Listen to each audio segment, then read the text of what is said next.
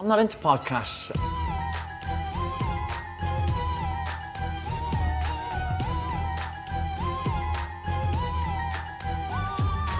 Welcome, ghouls and guys, to a spooktacular edition of the Not a Pundit podcast. Get ready to be bewitched by our irresistible topics as I am joined by Not a Pundit's own Connor Glennon. How are you, pal? What an intro. Fair play to you. How long were you practicing that one in the mirror? I drove home saying that on repeat. And I am, of course, your witch doctor, your master of ceremonies, Killian Ginnity. Yes, sir. And it is Halloween, All Hallows Eve, Samhain if you're Irish. We are, of course, going to be celebrating the night that is October 31st for all the ghouls and goblins out there. Welcome to the Halloween episode of Not a Pundit. On this episode, we will be covering two main topics, Connor. Witch doctors and exorcisms. Oh, okay. Right. I've got a few ideas of potential witch doctor names, but exorcisms now, that I'm curious about. And for the exorcisms, you'll have to wait a little bit because we're going to start off with witch doctors. So, we're going to start off with one of the names you're probably thinking of because it's recent. So, it's 2022. We're in a little town of Roissy-en-Brie, just outside of Paris. Lovely and this time of year. Is a man by the name of Grand. He's making the headlines for a magical reason. He's a witch doctor.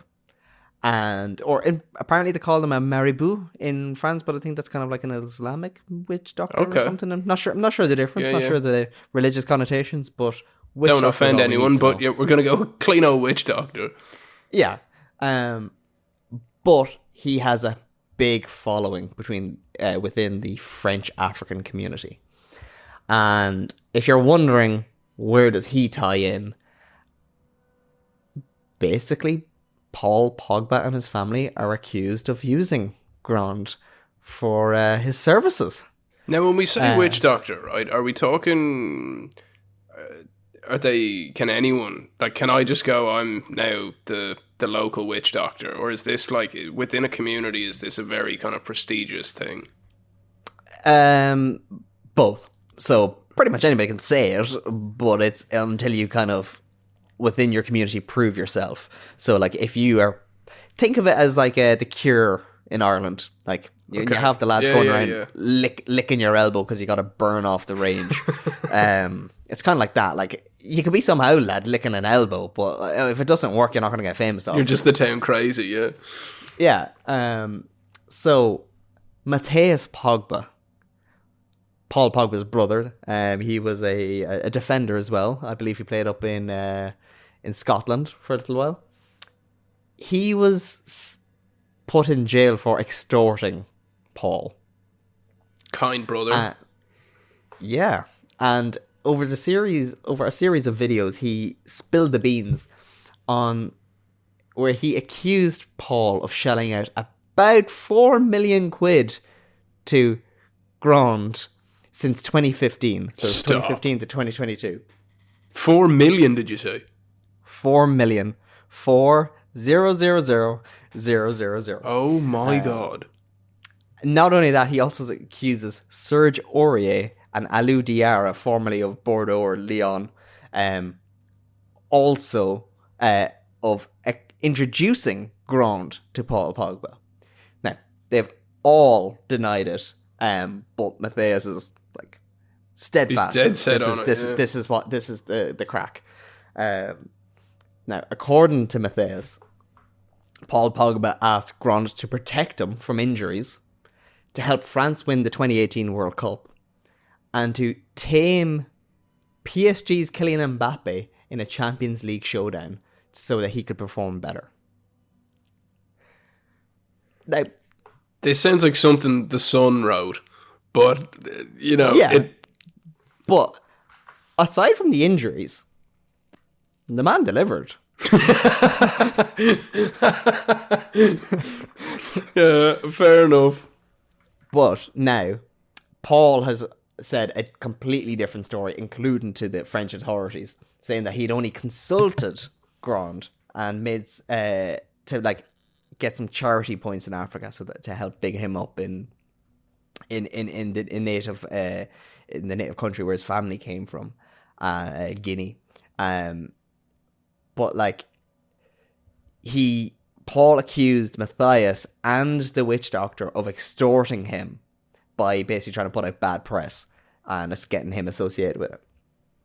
So this is all a bit mad, and I don't think it's actually ever really come to a conclusion. So Paul Pogba has been accused of basically spending millions on this kind of stuff. I wouldn't put it past him. I wouldn't. No, at this stage, the man needs something to work.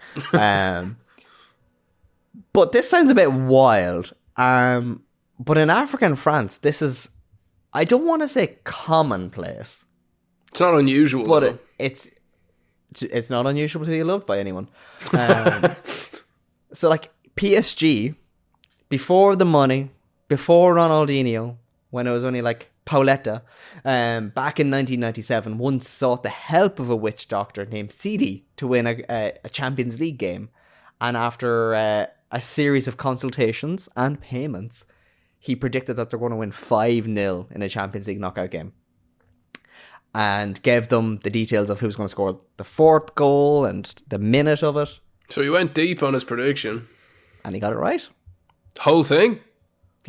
I'm not so sure about the scorer, but he definitely got the victory correct. And then there was another team called Châteauroux, which would be, for most of us, a kind of a well-known academy. I think, was it Kante came through there? Was it them, or was it Josh Maja? Anyway, they were very, very well known. They're only in like the French third division or something like that. It's Kante. Yeah, that rings a bell. That's Kante. Yeah. So like good reputation within the country. And they actually used it as well, and they their owners would bring witch doctors to games and stuff to try and give them a little bit of a... Okay. And one of the names, just before we started recording, that you suggested for witch doctors, being one that's slightly more recognisable, would be Emmanuel Adebayor. Big man. Like, the man, like, he was eccentric and eclectic career. I loved him. He's one we'll all remember for the sprinting, for his terrible move to Real Madrid, or his terrible move to Crystal Palace, or his terrible move to Paraguay. And also, of course, being Togo's probably best ever player. But he once claimed that his mother was practicing black magic on him. Did he go into details? He did. So his family accused him of kicking his mother out of the house. And at that time they claimed, so this is back in 2014, and they claimed that she was then earning £1 per day from selling tomatoes. Okay. At this time he was at Tottenham, having moved from Man City. So he was on the big money. Yeah. That was one of the biggest moves of his career. About 170k a week in pounds back in 2014. Tough life. Very tough. And he accused his family of performing juju on him. But that his family then accused him of being brainwashed by Islamic spiritual healers. So we're getting all sides of the spectrum being covered on this show today. We're getting it from all areas, yeah. And apparently the people that were brainwashing him accused his bad form for Spurs at on the black magic. Which is just a bit wild. Like, this was very, very much considered to be like... Sidebar on this. Do you believe in it? No.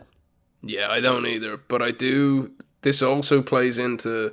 A lot of athletes are superstitious. A lot of people are, but a lot of athletes. And I think if you go to this guy and, I don't know, 4 million from Pogba sounds like an absolute bucket load of cash. But if he's making 100 off the performances that apparently this guy's giving him, maybe pays off. But yeah, okay, good to see we're on the same front.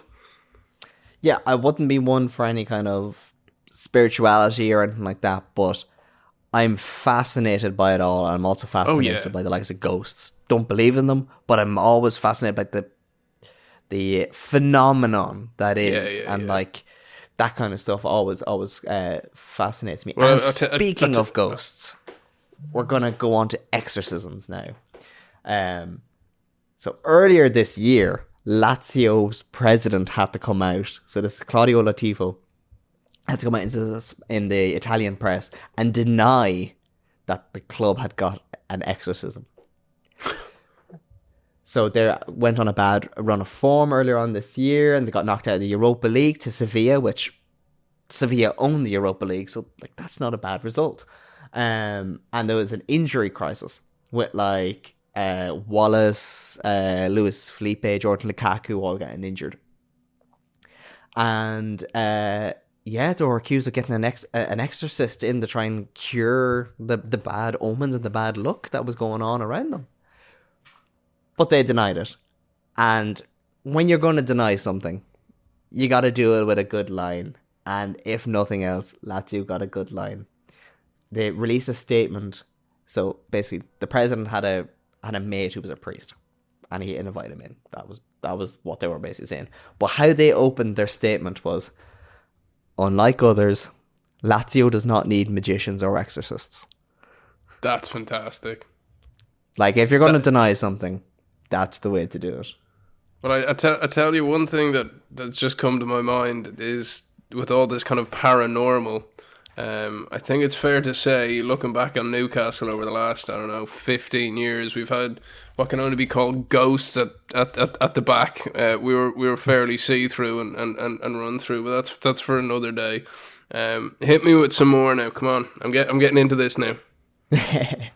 So, Oxford United, 2001. They brought in the Bishop of Oxford to lift a gypsy curse from the Cassim Stadium.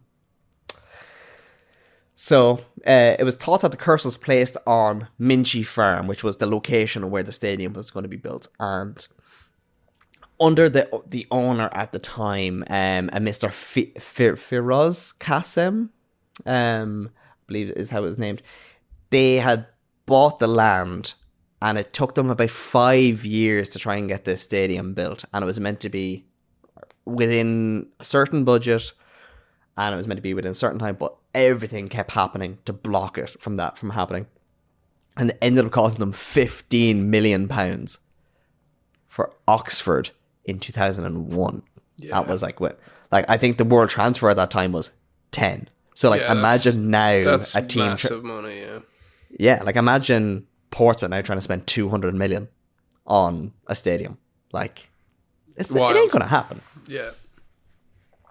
So it was reported at the time that the Bishop of Oxford, the Right Reverend Richard Harries, had exorcised evil from the ground, commanding the curse to go. The chaplain at the club had actually invited him to come in to cast out the curse while he was blessing the pitch when it was being opened. Okay. Basically, the reason they were actually blessing the pitch was so that weddings and other kind of religious ceremonies could happen there, and they could make money. And the chaplain said that the farmer who originally owned the land had allowed gypsies to stay on it in return for doing farm work and for harvesting and haymaking and kind of your odd jobs school, around the place. Yeah, kind of old worldly way of doing things. And then when the field was sold to the football club, the gypsies were banned from using it and then cast a curse. You don't mess with gypsies. You do not mess with gypsies. We've all watched Peaky Blinders. Yep. Like that necklace. So the chaplain said, I'm going to just read the quote here. "I do know that sometimes, as written in the scriptures, people put curses on other people, and this has to be taken seriously. You could just regard it as an old wives' tale, or you could take it seriously. But Oxford United's history of bad luck speaks for itself. There's nothing lost by having an exorcism, and it's better to be safe than sorry. I'm not saying all gypsies have malicious intentions, but it was best to bring in somebody to lift the curse." The priest then later denied it. that he said They that love doing that, don't they? They just love They being like, loved it wasn't me, Shaggy style. So he said he had come in and he had conducted a ceremony, but it was only a blessing. His spokesman said that what the bishop did was what many clergy do, which is bless the ground. He used a prayer which said, bless this place and protect it from evil. Maybe a little column A, maybe a little column B. Like, that's kind of exercisey. All I want to know is how much did he get for this? It was all donations. 4 million, I imagine. Yeah, was it? But Kasim, the owner, eventually sold the club, but kept ownership of the stadium. But he sold the club as they were slipping into the then Conference League in 2006. And it took them up until 2010 to even reach the Football League again. Okay. And since they came back, they've been trying to sell the stadium. And as of this year, they still haven't been able to get rid of it. So maybe the Reverend should have done an exorcism, because they're obviously not going the way that they wanted to. It doesn't look good for them. No. But this is not the only stadium that we're going to talk about today, because I am going to do a listicle. This is very much for cut downs. 5 most haunted stadiums in world of football. So, number 5, the Estadio de Dragão for FC Porto. In 2012, Porto defeated PSG in a Champions League match, and James Rodriguez scored the only goal and ran to celebrate with the home fans. Amid the celebrations, it looked like there was a ghost celebrating with them, and appears to show the shadow of a man who was wearing clothes from the mid-1900s.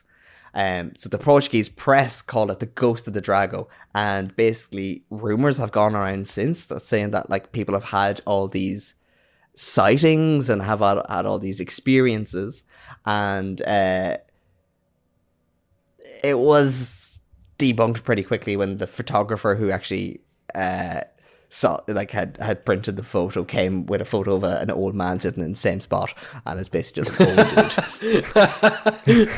I was going to say it was either that or a pasty Irish dude knocking around the place. But the fans still hold it that like, no, we've had experiences. So who's to say the photographer took a photo of an old dude? I love that. Number 4, St. Mary's in Southampton. Okay.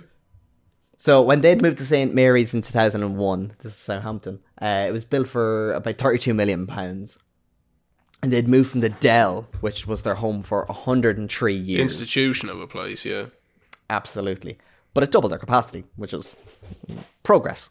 It was built on the site of a graveyard. Oh, Christ. And it said that the spirits of the people that were buried there were haunting them when they moved for that 2001-2002 season. How the hell is that legal? Like, when does grave digging become archaeology? That's one thing. Yeah, okay, yeah, one man's, yeah, okay.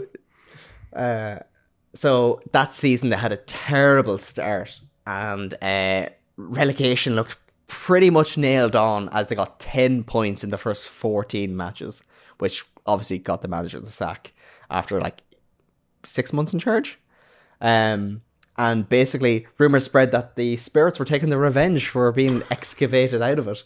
And the belief grew so strong that apparently the club called an actual pagan white witch to rid the evil from the ground. So not an exorcism, but kinda. Each story you tell me, right, of these exorcisms, right? Can you imagine it being the guy going, lads or ladies, I've got an idea. And they're like, oh yeah, go on, Connor, yeah, go ahead. Witch doctor or exorcist. There's like any reasonable person would be like, are you okay? He's lost it. If, in fairness, if you had suggested this to me, I would imagine spirits were on the mind, but not the ones that you'd be thinking of. Number 3, Highbury and Arsenal up their home until 2006 when the Emirates was built. So we're going to go way back in history here. So Herbert Chapman was known for basically being one of the most foremost thinkers in football. I'm pretty sure he practically invented the WM formation, which kind of legitimized having defenders. Okay. So you'd have like 3 at the back, 2 as defensive midfielders, 2 attacking midfielders, and 3 up front. Yeah. WM. And he took over when the club were practically nothing and brought them relative success, but brought football on more importantly. And just as they were becoming into the most successful era, he actually died of pneumonia at the age of 55. This was despite having a severe cold and feeling uneasy.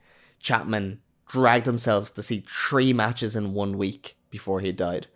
And this actually led to his death. And until Arsenal moved out of Highbury, it was reported that late at night you could hear his restless ghost pacing up and down the halls. I kind of like that one now, not gonna lie. Like, that's not wishing it on the man, but you could imagine a similar tale with Old Trafford and Alex Ferguson. They're the kind of ones, like, I don't know where I stand on Ghost and all of that, but I have you ever sat in a football stadium when there's like no one really there? Like, I have for media stuff, so that's it's what I mean. Yeah. So like kind of off the back of media events or kind of professional gigs, really. I've had the chance to sit in a couple of stadiums when, you know, they turn off the stadium lights and there's kind of a couple of people around, maybe having a couple of pints. I swear to God, you feel like you can hear fans from yesteryear. I don't know whether it's just your mind going, oh, all the games have been played here, but that one is the only one so far I'm like, I could buy into that. With the feeling of unease, a little bit of a humble brag, but when I was younger, I got a private tour of the Vatican. Oh, Christ! Really, Christ! By an Irish, by an Irish priest who was living there, and he was, I believe, basically kind of a potential future cardinal. Really nice dude, and you know, underneath where there's all the tombs, the crypt, like yeah. I just got to, myself and my family just got to wander around there. Surely people don't get to do that, like outside of like that kind of thing. Yeah, it's not too often that it kind of happens, and freaky. It's definitely kind of like there's history here. There's one of them kind of feelings that kind of going, this is old. Number 2, Ghazi Stadium in Kabul. So this is where we're going to take a turn for a little bit more kind of like, oof. So this football stadium has been used more for public executions than for playing matches. I thought that was where this was going. I did remember this name, yeah. So the convicts at the time were forced to kneel before the Taliban and were executed in the stadium. And the arms and legs of those who were punished were apparently hung from the posts for the public to see. And it's believed that the stadium is now haunted by the spirits of these convicts. It's since been, before the Taliban took over again, it's been refurbished and modernised, but people still won't go near it. Speaking about it, I'm just going to quote an Afghan journalist here. There was a thief who stole something from his village. They cut his right hand here, right here. A man and woman were having illegal sexual relations. They were caught, brought to the stadium, given 100 lashes each and told they were going to marry each other. There was people beheaded and shot, and the Afghans will never forget these bad memories. And there's hundreds of these stories of Kalashnikovs being used on people. And US Ambassador Ryan Crocker, along with the leaders in Afghanistan, refurbished it to be a 25,000-seater stadium in an attempt to erase this history. Like it's the kind of thing that should be forgotten. And women are usually asked to remain as far away from the stadium in general. Obviously there's political and kind of very real reasons to stay away from the stadium, but they do believe that it is haunted by them spirits as well. Well, I think if anywhere was going to be haunted, it'll be there as horrific, and I bloody well hope number one on this list is more positive than that. Of course it is. It is the Stadium of Light in Sunderland. Or as we all like to call it up in another part of the Northeast, it begins with S and ends with E. In April of 2005, 2 backroom staff claimed to have seen an unusual black shape in a dimly lit corridor. Many argued it was just another person walking by and nothing serious. But not long after that, Irish striker Stephen Elliott also reported having seen the ghost. And that's sparked talks of the stadium being haunted. It's believed that it could be the spirit of an 18th century wrecker spotty. But nobody knows why he'd be roaming around the Stadium of Light.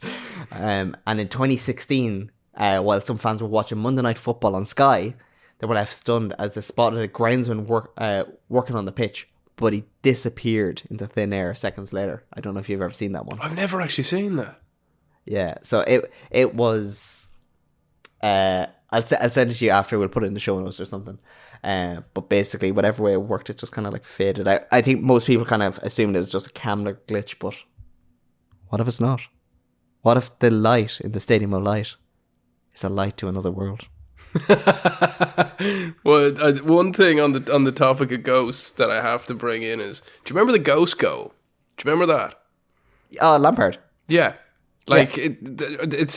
Or there's just so many instances in football where ball goes in there and you're like, huh? How did that happen?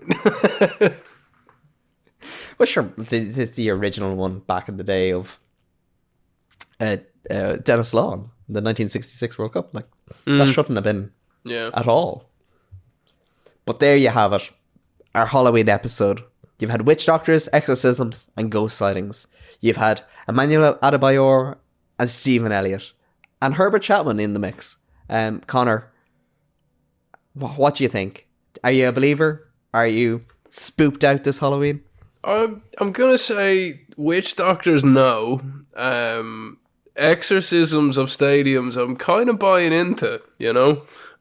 You've kind of won me over on that one. I don't really know if I believe in ghosts, but I'm also kind of terrified to not in case they come to my gaff. But that was amazing, mate. Cheers. It was real interesting diving in deep into that. And if we find that clip, we must stick it up on social. Absolutely. And if you would like to leave us any messages or anything like that, just whip out your Ouija board. Just some of the spirits, it'll get to us. And we hope you enjoy your Halloween night. Go party. But remember, there's always somebody watching. I'm not into podcasts. I swear you'll never see anything like this ever again! What a hit! Back of the net.